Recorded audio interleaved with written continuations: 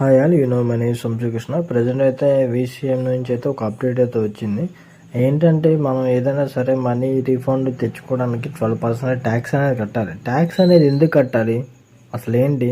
ఇప్పుడు 12% ట్యాక్స్ అంటే మనం మ్యాక్సిమం వీసీ బ్యాలెన్స్ నా 65,000 అయితే ఉన్నాయి. బట్ ఏంటంటే ఆ 65,000ను వాళ్ళు ట్యాక్స్ ఒక 30% కట్ చేసుకోవచ్చు. 12% ట్యాక్స్ అనేది ఎందుకు నూగుతున్నారు వాళ్ళు? ఒకసారి ఆలోచించండి, ఎందుకు నూగుతున్నాడా ఏంటా అని. ఇప్పుడు 12% తీసుకోమన్నాడు, అది 30% తీసుకొని కట్ చేసుకోమని చెప్పు. అంతేగాని మనం ఇంక పే చేయాలాగా మనలాగా డబ్బులు దబ్బడానికి అయితే చాలా వరకు అయితే ప్రయత్నిస్తున్నారు. సో ఎవరైతే మ్యాక్సిమం మనీ అయితే పెట్టమాకండి, మనం లాస్ అయిపోతాం. సో పోతే పోనీలే 12%గా 10,000 వస్తే 10,000 పోతే 1,200 అని చాలా వరకు పెడుతున్నారు. బట్ అయితే మ్యాక్సిమం అయితే రావు, ఇదైతే పక్కా ఏముండదు.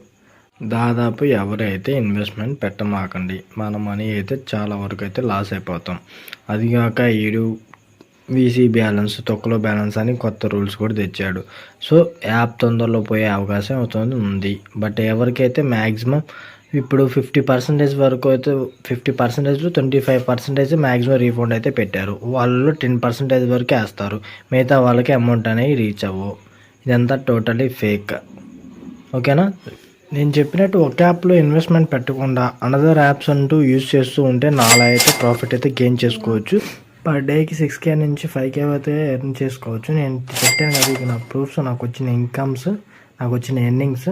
సో మీరు కూడా నాలా ఎర్న్ చేద్దాం అనుకుంటే జస్ట్ కింద నా బయోలో నా లింక్ ఇచ్చాను, టెలిగ్రామ్ లింక్. జస్ట్ జాయిన్ అయిపోయింది.